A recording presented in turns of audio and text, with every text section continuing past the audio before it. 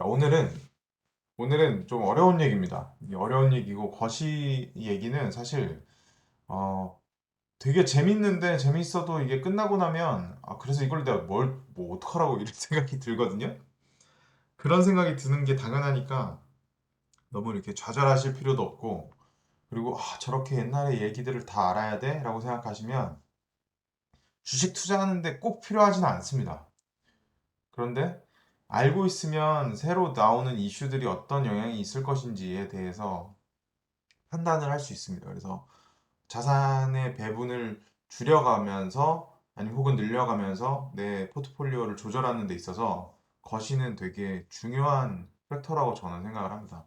물론 내가 개별 기업에 대해서 워렌 버핏이나 뭐 찰리 먼거처럼 실력을 갖고 있다 그러면 그 사람들은 거시경식 보지 않거든요. 그냥 자신의 자산의 상황, 아셋에 대한 포트폴리오만 이렇게 보는 거지.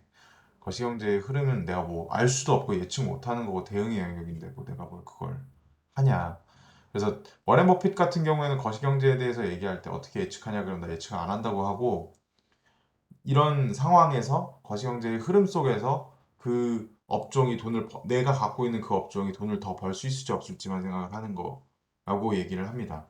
그래서 내 기업에만 집중을 하는 거죠. 네, 안녕하세요. 네, 내 기업에만 집중을 하는 거기 때문에 그런 부분에 있어서는 거시경제를 그냥 알아야 돼라고 얘기를 하면 몰라도 됩니다. 몰라도 되는데 이게 우리 같이 10개를 고르면 10개가 다 괜찮은 기업일 확률이 낮은 사람들은 이게 다 같이 이게 그 기업의 가치들이 올라갔다 내려갔다 할 때 이게 올라갔다 할 때 같이 타 있고 내려갔다 할 때 살짝 빠져 있고 이게 되게 중요하거든요. 그래서 이제 우리는 공부를 하는 겁니다. 완벽하지 않기 때문에. 자, 그러면 화합의 역사, 단절의 역사라고 되게 막 엄청 거창하게 써놨는데 결국에는 이 디플레이션이 일어나고 인플레이션이 일어나고 하는 거에 대한 그 근본적인 이유에 대해서 좀 설명하는 시간을 좀 가져보겠습니다. 서두가 좀 길죠? 일단 목차는 냉전 이후에 이제 60년대 이후에는 세계화의 시대가 열렸습니다. 그렇게 되면서 디플레이션의 시대가 왔었어요. 70년대 그 오일 쇼크 이후에는 이제 디플레이션의 시대가 와서 지난 한 40년간 계속 그래도 요즘 뉴스에 계속 나오는 게 40년간 처음 오는 뭐 인플레이션 이런 얘기들이 많이 나오죠. 미국 기준입니다. 뭐 남미나 뭐 이런 나라들은 인플레이션이 계속 허덕이고 있었죠.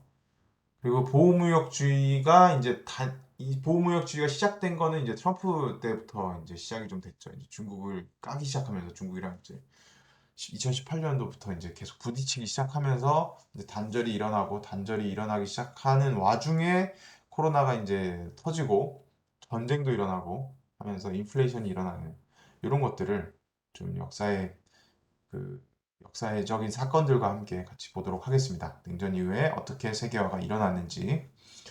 자, 냉전이 이제 고르바초프가 소련을 해체를 했습니다. 이게 90년도에 이제 소련을 해체를 했는데 요 전부터 이제 세계화의 물결에 가장 큰 중심축으로 이제 있었던 나라가 있죠. 왜냐하면 미국과 이제 중국과 러시아가 이제 함께하는 이 공산주의 국가와 미국의 자본주의 국가 이렇게 두 진영이 첨예하게 대립을 하죠. 60년대만 해도 엄청나게 첨예하게 대립을 하고 60년대 이후에 힘을 잃어가기 시작하는 공산국가들이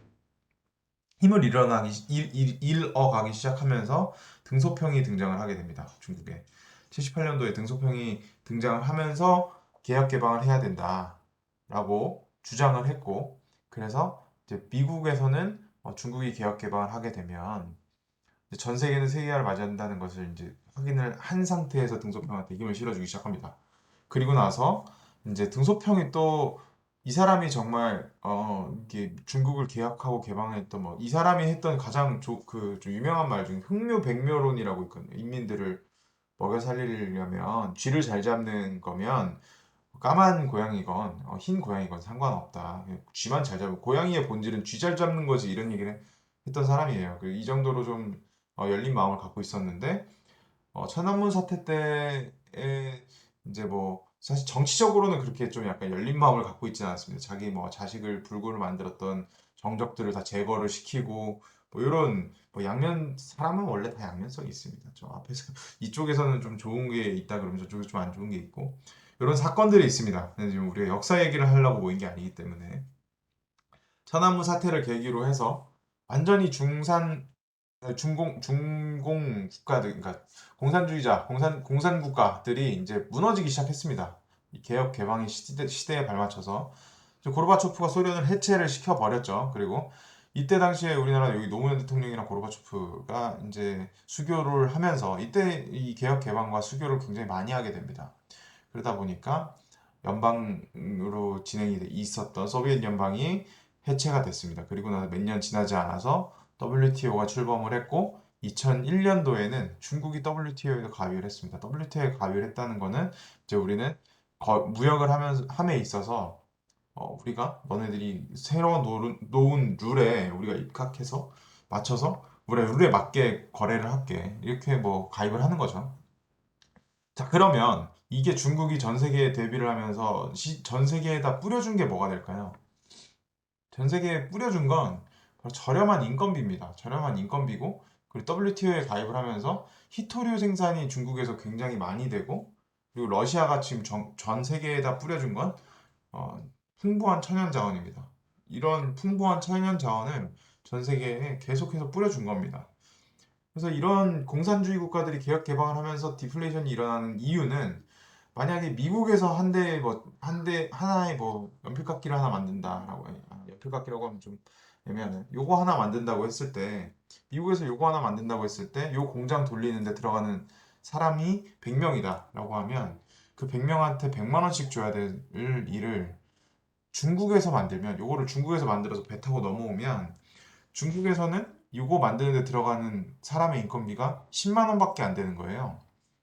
그러면 이거를 만들 때에 100만 원짜리 100명에서 1억 원어치의 인력이 투입돼야 되는 일을 저기는 기계가 조금 안 좋더라도 10만 원짜리 인력 200명을 투입해서 2천만 원으로 만들어 버릴 수가 있는 겁니다. 그렇다면 이거의 판가는 어떻게 될까요? 이 인건비를 중국에서 조달해와야 되는 게 나한테 독점 권한이 있다 그러면 판가를 안 내리겠죠. 그런데 그런 독점 권한 누가 주는 게 아니잖아요. 가서 중국 가서 계약하면 되는 거니까. 그래서 이 펜의 가격이 점점 떨어지는 겁니다. 원래는 미국에서만 만들 수 있었던 거를 중국 가서 사람 더 충원해서 사람을 좀 더 붙여가지고 원래 못 만들 만한 거를 내가 기술을 들고 가서 그쪽에 공장을 짓고 만들어서 물건만 들고 온다. 이게 가능해지기 시작한 겁니다. 그래서 이걸 제일 잘하는 게 한국에 있는 대기업들이죠. 우리나라에 있는 대기업들은 사실 이제 글로벌 기업들입니다. 그 자산들도 다 외국에 많이 나가 있고, 수입도 달러로 많이 벌고 있고, 그리고 채용하고 있는 그러니까 현채인들도 사실 국내 인원들보다 훨씬 더 많은 상황입니다. 여기 보시면 오른쪽에 보시면 삼성전자 스마트폰 공장이 국내외에 어디 있냐? 여기 국내는 구미에 하나 있잖아요. 베트남에 두 개, 중국에 두 개, 뭐 이집트에는 잘 모르겠습니다. 여기 있는 건지는 잘 모르겠고 인도에도 있습니다. 그리고 인도 주재원도 상당히 굉장히 높은 파워를 갖고 있습니다. 그리고 브라질에도 두 개. 뭐 이런 식으로 지금 이 얘기를 들었을 때 여기서 아 정말 나 인생에 저기 저 나라 한번 가보는 게 소원이야라는 나라들은 있을 수도 있죠. 있을 수도 있네요. 저 브라질 가보는 게 소원이기도 하고 그냥 가서 스테이크를 먹어보고 싶긴 한데 그렇진 않잖아요. 잘 사는 나라가 아닙니다. 왜냐면 잘 사는 나라에 가면 그 나라에 맞게 그러니까 뭐 GDP 기준으로 보면 뭐 이게 뭐 잘 사는 나라일 수도 있겠지만 이게 그 생활 수준 자체가 높은 나라가 아닙니다. 그런 나라들은 생활하는 데 있어서 돈이 많이 들기 때문에 이런 거 100원에 이거 20만 원, 10만 원에 이거 일할 사람들 구할 수 있는 나라가 아니에요. 그거면 이 삶의 영위가 안 되기 때문에. 그래서 가도 그 도심에 있지 않고 공단으로 계속 가야 됩니다. 실제로 제가 중국 출장 다닐 때는 중국이라서 더 그렇긴 하지만 화장실에 벽이 없습니다. 그냥 이렇게 도랑만 있고 거기다 그냥 싸는 거예요. 앉아서 이렇게 앉아갖고 사람들이 그냥 문도 없고 그냥 그 정도로 낙후돼 있습니다. 이런 데에 공장이 있을 수밖에 없습니다. 그래서 되게 엄청난 경험이었죠. 현대기아차도 볼까요? 현대기아차도 보면 중국 자동차랑 핸드폰은 좀 다르죠. 왜냐면 물류 비용 자체가 굉장히 다릅니다. 그렇기 때문에 좀 그 생산 거점에 최대한 가까이서 만들면 만들수록 단가가 떨어지게 되죠. 때문에 뭐 중국에서 생산되는 거는 중국에서 내수로 사용될 게 가능성이 많고 뭐 인도에서도 생산을 하고 뭐 첸나이에서 생산하고 뭐 슬로바키아에서 하는 거는 유럽에서 소모가 되겠죠. 도쇼비츠에서 하는 것도 유럽에서 소모가 될 거고. 그래서 보통 기업들이 이 이전에 소련에 이었던 나라 그래서 떨어져 나온 뭐 헝가리나 뭐 동유럽들 뭐 이런 동유럽 뭐 폴란드 이렇게 좀 저렴하게 인건비를 대줄 수 있는 나라들에 이제 들어가서 공장들을 많이 짓기 시작한 겁니다. 근데 여기서 보면 뭐야 아닌데 알레바마나 조지아가 있는데 요거 알래바마랑 조지아에 투자를 한참 할 때 어떤 일이 있었냐면 트럼프가 한국에 찾아와서 그 대통령과 함께 그 앞에 있는 그 총수들 기업 총수들이 이렇게 있는데 신동빈 회장을 이렇게 세워서 박수를 쳐주죠. 롯데가 제일 먼저 미국에 투자를 했다고. 기억나실 겁니다. 2018년도입니다. 그래서 롯데는 정말 좋은 기업이라고 하면서 그때 당시에 이제 모든 한국에 있는 기업들이 눈치 보기를 하다가 본격적으로 미국에 공장을 짓기 시작합니다. 삼성전자는 세탁기 공장을 지었죠. 뭐 반도체를 지을 수는 없으니까 반조리품을 들고 들어와서 조립하는 그런 공장들을 짓습니다. 그래서 사실 미국에 지금 현대차, 기아차는 알래바마, 조지아에 있는 데서 굉장히 생산을 많이 하고 있습니다. 그래서 요 회사에 다니는 친구들이 있으면 이쪽에 뭐 한 번씩 출장을 많이 가시고 전기차 공장들도 굉장히 많이 짓고 있고 배터리 공장도 많이 짓고 있죠. 이게 리쇼어링 요즘에 얘기하고 있는 IRA 법안이 통과되면 뭐 미국 안에서 생산된 것만 보조금을 지급하고 뭐 세제 혜택을 주고 하기 때문에 이게 지금 사실 트럼프나 바이든이나 지금 똑같은 기조를 보이는 거예요. 들어와 다 들어와 하고 있는 거예요. 니네 딴 데서 하고 있던 거 들어와. 근데 이런 얘기를 하고 있는 거고 이전에 지금 이전 시대를 얘기하는 겁니다. 이전 40년간 인건비 저렴한 이전의 공산 국가들에게 중남미나 공산 국가들 인도 이런 데에 공장을 계속 이전을 하고 있었습니다. 계속 이전을 해서 폭스콘도 마찬가지죠. 중국 공장 같은 경우에는 지금 이게 지금 청두 공장이 지금 이번에 코로나 때문에 사람들 막 탈출하고 난리가 났던 거죠.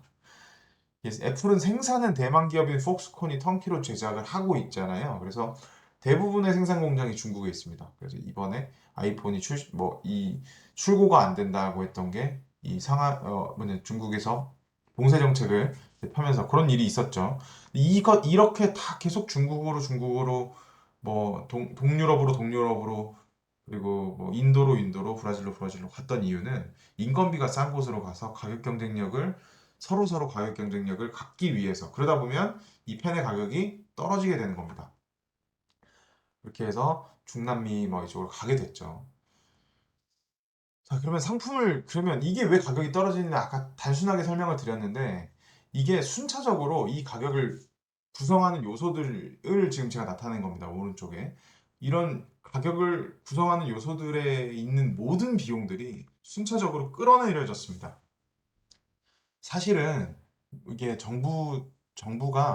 모든 정부가 지금 돈을 푸는 시기였기 때문에 점점 가격이 올라가야지 맞거든요. 근데 그러니까 화폐가 가치가 떨어지는 것보다 가격이 이거의 생산성이 공급이 훨씬 더 높아지다 보니까 화폐 가치가 떨어지는 거를 넘어서서 가격을 계속 끌어내리게 되는 이런 순차적으로 가격을 끌어내리게 되는 디플레이션의 시대가 왔던 겁니다. 여기서 보시면 여기 인더스트리 1.0에서부터 4.0까지 쭉 있죠. 이 그림은 많이 익숙하실 겁니다. 이게 뭐냐면 1.0은 증기기관 개발됐던 거고 2.0은 이제 대량 생산이 가능한 인더스트리 2.0이었고 3.0은 이제 IT 기술이 접목돼서 로봇들이 사용돼지고 실제로 공장에 가보면 로봇을 사용하는 비중이 굉장히 높습니다. 이게 왜냐면 한국 안에 있는 공장에 가보셔도 생산 라인에 가보시면 20kg 이상 되는 물건을 한 명이 혼자 들면 불법이에요. 그렇기 때문에 그거 이상 되는 거는 다 육축 로봇 팔들이 이렇게 날라주고 뭐 이렇게 하는 걸 많이 볼 수 있습니다. 생각보다 많이 고도 스마트 팩토리가 돼 있습니다. 근데 스마트 팩토리는 이제 4.0까지 가야 되는 거죠.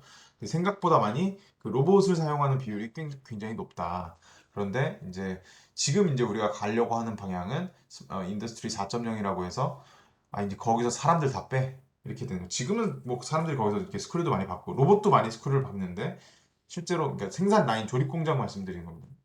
뭐 반도체 공장이나 뭐 아니면 바이오 하는 데인 CMO 같은 데 가면 사람이 한 명도 없다고 하거든요. 왜냐면 사람이 들어가면 먼지만 들어가지고 뭐 이렇게 돼서 클린룸으로 만들어가지고 1, 2, 3, 4단계로 나눠서 권한 있는 사람만 4단계까지 들어갈 수 있고 뭐 이런 식으로 지금 뭐 관리를 하고 있다고 하는데 일반적인 조립 라인에서도 이 생산을 하는 데 있어서 사람이 필요하지 않게 하겠다라고 지금 스마트 팩토리를 모두가 외치면서 그쪽 방향으로 가려고 노력을 하고 있죠. 그런데 이제 이게 뭐냐면 결국 이 전체의 이렇게 지금 산업이 계속 이렇게 팩토리가 1.0 인더스트리 1.0, 2.0, 3.0, 4.0 가면서 하는 게 뭐냐면 사람을 지우는 겁니다. 왜냐면 사람은 인건비가 많이 들어가거든요. 로봇은 2억짜리라고 해도 이게 한 2명, 3명어치의 일만 하게 된다 하더라도 단가가 맞는 거죠. 왜냐면 사람은 지치고 24시간 일을 못 하는데 로봇은 24시간 일을 할 수도 있는데 얘는 24시간 일을 할 수도 있고 그리고 인건비도 계속해서 들어가지도 않습니다. 이 로봇은 전기밖에 안 먹잖아요. 그렇기 때문에 잠깐만요. 잠깐 이거 좀 화면이 너무 끊겨서 끊고 가겠습니다. 잠깐만요. 녹화를 잠깐 끊을게요.